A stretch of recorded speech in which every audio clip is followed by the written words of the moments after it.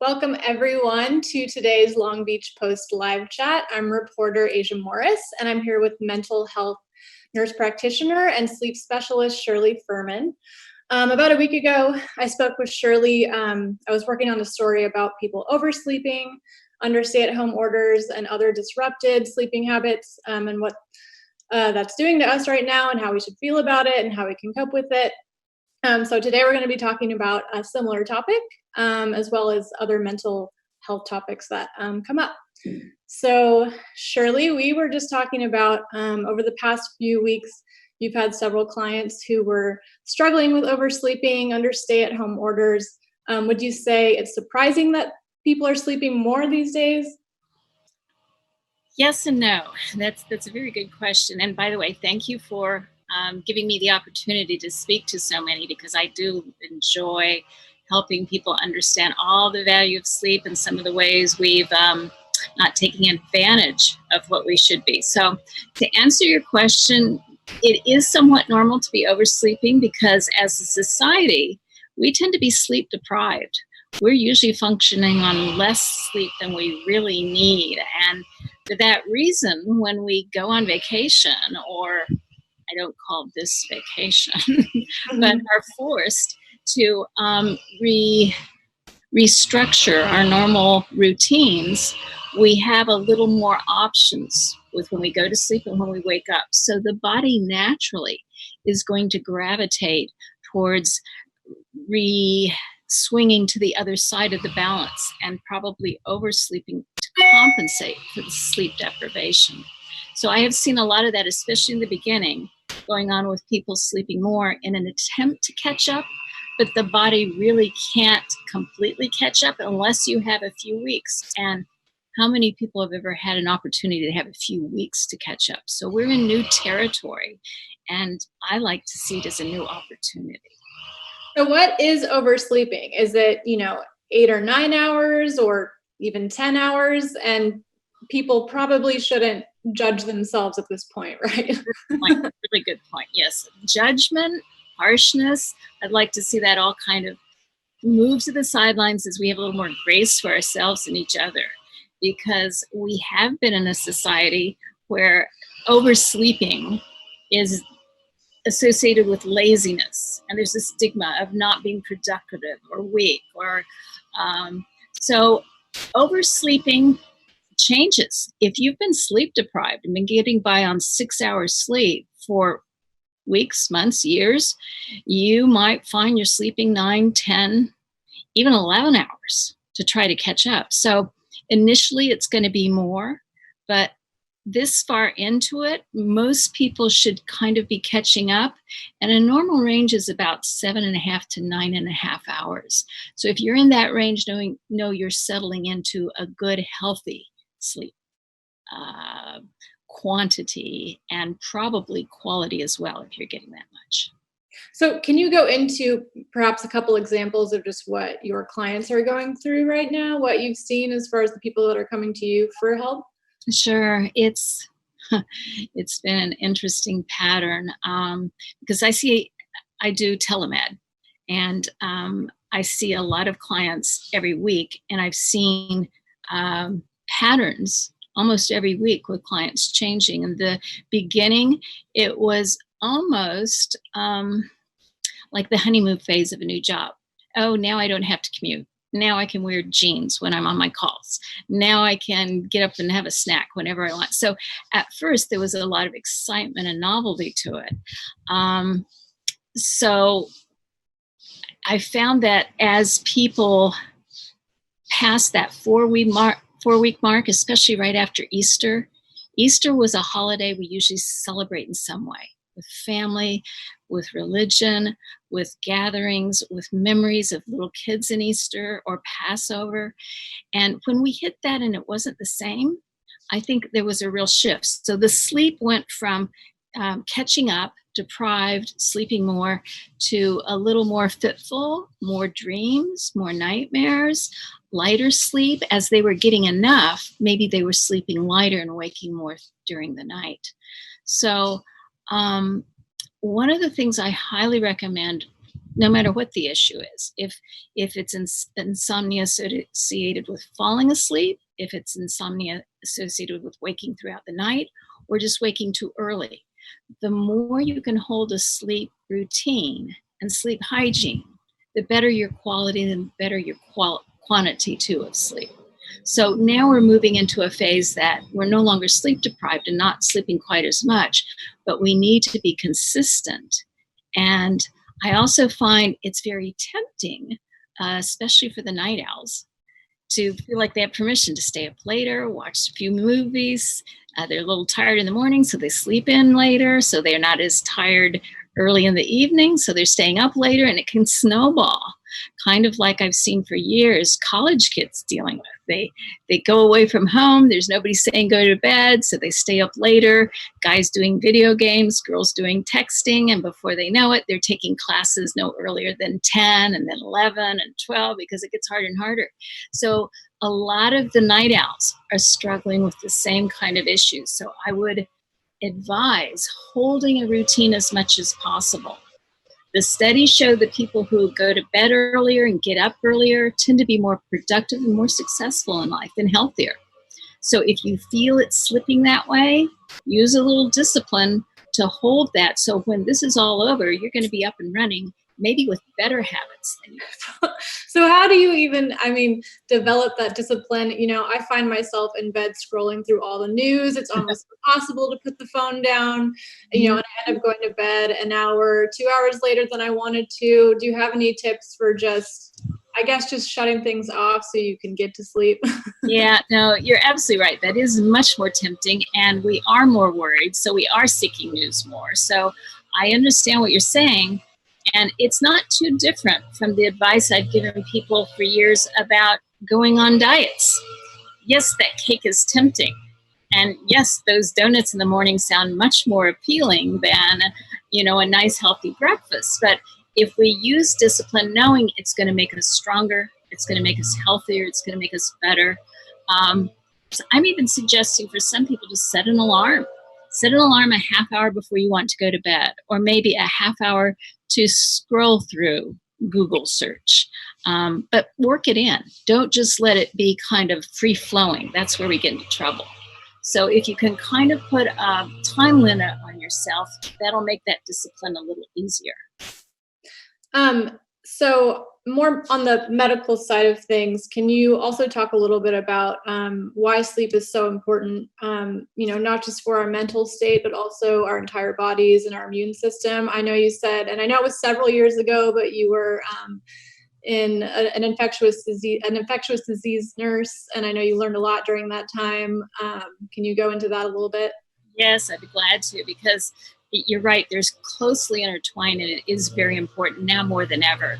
We know that the body produces natural killer cells, and they're kind of like our guards, our sentry that are going through our body all the time, searching out, identifying cancer cells, identifying viruses, identifying and then killing them. That's their job. When we don't get enough sleep, those quantities of natural killer cells drop. One single night of 4 hours sleep, those killer cells drop by 70%. So they're not able to fight off cancer as well. They can't find it, they don't identify it, they don't kill it. And the same with the viruses. And just as of the beginning of this month, April, the FDA approved for a potential treatment, because everything's kind of an experimental form at this point, to use natural killer cells infusion as a form of treatment for people who have it. So I'm here to say your body produces it naturally if you get enough sleep. Why would you deprive yourself of sleep now, knowing that 70% drop in 4 hours of sleep is going to put you at a real disadvantage if you get this? Now, I know that you are also an expert in certain bad habits, maybe, that we tend to take on when we are stressed and very anxious, and that involves smoking cigarettes. What are you telling your clients right now? I mean, I feel like this must be It's a big very tempting time to fall into bad habits real easily. Yeah. Yeah, we know the rate of alcoholism is climbing. The rate of drug addictions is climbing. Um, uh, Pornography online, that's climbing. It's like the temptations, the easy things that we find somewhat comforting, we're going to slide to. And that's always the case, but now the stress is higher than ever. So the drive, the cravings are a little harder. So we have to work a little harder. So this week I've spent a lot of time with my clients talking about coping mechanisms. What works for you? Because they're good ones, healthy ones, and they're unhealthy ones. Honestly, sleep and getting too much sleep is probably one of the healthier coping mechanisms. So is exercise. Although anything carried to extreme can be unhealthy, whether we're talking about overeating. Maybe you're eating nutritionally well, but you're suddenly eating more because it's a comfort thing. Or alcohol. Maybe you have, a few glasses a week, which can be healthy, but now you're finding you're wanting the alcohol daily or doubling your amount that you normally take. So my focus with them has been, what kind of healthy coping mechanisms are you finding helpful? And the range I'm getting is really delightful. But the number one thing I'm hearing now is gardening. People are either making more beautiful flowers in their gardens, and we've been helped by extra rain to just have the beauty really sprouting. Some are growing vegetables, tomatoes for the first time. I have clients growing zucchini, cilantro, herbs, and they're very excited because we are in a place of isolation. We are missing contact with human beings. And while plants aren't human beings, they are living and they are growing. And we can create something, and we can feel like we make a difference, not only for the plants, but the fruits they give us to help us. So it's kind of like a win-win, a coping mechanism. If you like gardening, if you like cooking and want to learn skills to be a better, healthier cook, this is the perfect time. We don't have excuses anymore saying, I'm too busy, I have to do this before I go to bed, I have to do this before I get to work. Our time structure is more open to changes than we may ever have in our life again. So instead of seeing this as just a crisis and a disaster, let's see it as, where's the silver lining? What things can we do that we haven't done before, like gardening or cooking better? Or for others, it's a project. I have one client who painted a room in her house. Another one redesigned the room to make it a different purpose for a steady combination meditation. Some are restructuring their garage for gym equipment. So use this opportunity to put some things in place that you can carry long past this and make it a healthier part. I love that so much, but I also have to just bring up that, like, a lot of people, I think, do have a lot of anxiety, and maybe it's debilitating. So, maybe it's all about the baby steps too. Like, what can you do that's tiny? That's Yeah, no, I appreciate you bringing me back, because when I'm talking often about clients I've worked with for a few years, and sure. They have a lot of these things in place. So let's back up a step or two. You're right. If they're anxious or having panic attacks, then I'd say, let's look at the very structure of your life and make sure there's a balance. Are you perhaps a type A person who believes you must be going and doing every second of the day, or you're not worthy, or you're not productive? If so, let's start rebalancing that. Maybe the last thing on earth you've looked at is yoga or meditation because it's so foreign to your way of thinking and being. But maybe this is the time to revisit. Look at the studies. Learn that meditation, people who meditate for years, we know it increases the cerebral cortex, the executive functioning of their brain, and it shrinks the amygdala, that little primitive part of your brain that sees fight or flight and anxiety. So it actually shrinks the structure just by doing meditation. And people think, oh, it's just a waste of time. No, it can change a lot. And if you just start with 2 to 3 minutes twice a day and work up to 20 minutes twice a day, that can have a profound influence on your entire life with anxiety. So again, an opportunity if we see it that way. So I do have a question from the audience. Do you have any recommendations on how to fix a sleep schedule? I haven't been able to sleep before midnight lately. Before this, I would go to sleep around 9 to 10 p.m. Yeah, yeah. Like I said, that's that easy slide that people tend to do. So the good news is she was doing a good, had a fairly good bedtime before, so that's more likely that she can go back there. Unlike me, I'm a night owl, and I've always resisted going to bed earlier and getting up earlier. So what I've done is I've tried to implement moving my sleep time up about 15 minutes every 3 or 4 days, so my body doesn't fight and resist it. Because if you're going to bed at midnight and you say, no, tonight I'm going to start going to bed at 9, you're going to lie there in bed for a few hours with your body going, what are we doing? We're usually up reading, or we're watching TV. So there's too much resistance. But if you move it a little bit at a time, you won't have that resistance. Also, what you're doing going into sleep is super important. And whether you take a warm bath, because that, when you step out, cools the body. The body's core temperature has to drop about 2 to 3 degrees Fahrenheit to get the best sleep. And a warm bath is the good way to shift it as you step out. It's like an air conditioning, and your body cools off. You go to sleep, you're kind of induced into a deeper sleep a little faster. So warm baths are good. Warm Epsom salts bath, because it has magnesium. Magnesium helps you sleep.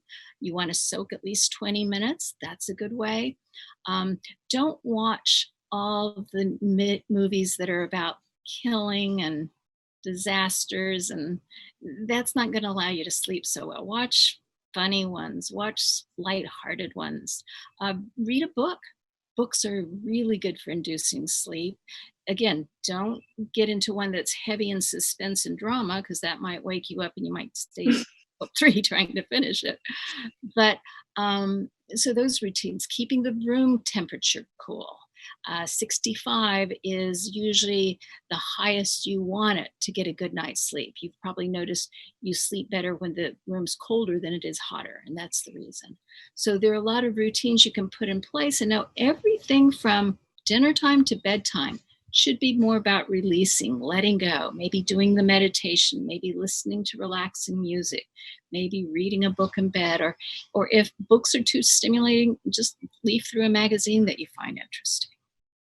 So we've been talking a lot about people who have the time and the ability to stay at home or to work from home. What about people that don't necessarily have that privilege of being able to be home? Do you have any clients that are, on the front lines or are working right now that are also having trouble sleeping that you might have some advice for?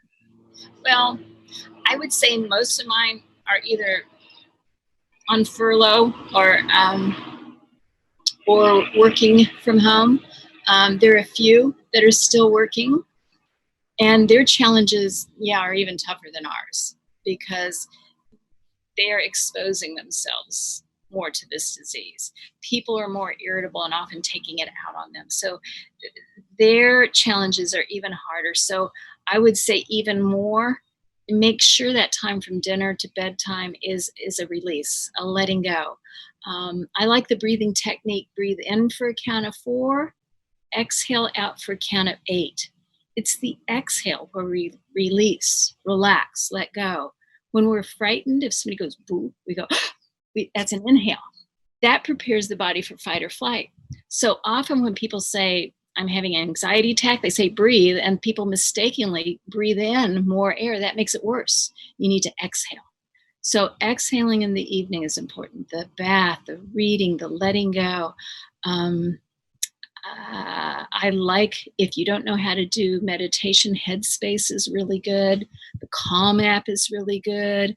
Feel free to use some of those. But people who are doing, or even the moms who are at home homeschooling, their days are busier than they've ever been. So in some ways, they feel like they have a lot less time, not more.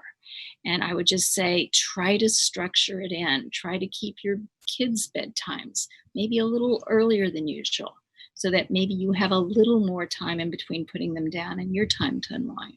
But you're right, that's a challenge for many on the front lines. So I do have another question from the audience, and one that I think we actually talked about before hopping on the call. What can you do if you're already in bed? Your phone is turned off, the TV's turned off, hopefully your mind is quiet, but it's not. You're just sitting there tossing and turning. Are there mental tricks or anything you can do to get yourself to fall asleep more quickly? Yeah, there are two things. First of all, if you're doing that more than 20 or 30 minutes, you need to get up, because the longer you lie there without sleeping, the more the subconscious is taking it in and going, oh, so bedtime is a time for thinking. Oh, bedtime is a time for rehearsing what I'm going to do tomorrow, what I forgot to do today. So it gets in bad habits. So you don't want that to happen.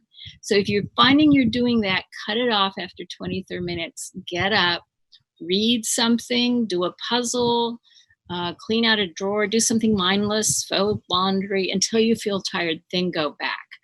I find that people with the worst insomnia are often in bed for 10 hours and only sleeping 4 to 6. And they're often making it worse by staying in bed 10 hours. The body's confused, the mind's confused. And then going back to the breathing techniques, if people close their eyes and inhale for a count of 4, exhale for a count of 8, and as they inhale, lift their eyes up as if looking at the top of their head, and as they exhale, drop their eyes as if looking at their toes. It provides kind of a swinging, rocking, gentle feeling, and it takes a little work, so it's harder to think about those things. If you're counting in for 4, exhaling for 8, and lifting and drop, usually 5 to 10 minutes, people can't stay awake. So I would recommend that one. And then as far as getting into better sleeping habits and doing that 15-minute gradation, how long does it take to sort of install those habits permanently? I've heard 3 weeks it takes to make a habit stick. Does it depend on the person or? Yeah. It depends on the way they're wired, depends on their history, how long they've dealt with it. Like the person who asked the question, she was going to bed at 9 before. It'll be easier for her than somebody like me who's never gone to bed at 9 before, but just 9 there. So it varies a lot. And obviously, the longer you do it, the more natural it becomes. It's almost like moving into a new home. When you move into a new home, it feels strange and new for the first 30 days. At about 60 days, you're starting to feel at home. You hit 90 days, and it almost feels strange to consider the other home. So any changes, we're putting down new neural pathways. And the more we use those new neural pathways, the more normal it seems. And if you get off and make a mistake, don't be harsh or judgmental on yourself. Say that was a bad night, a bad day, and tomorrow I'm back on track.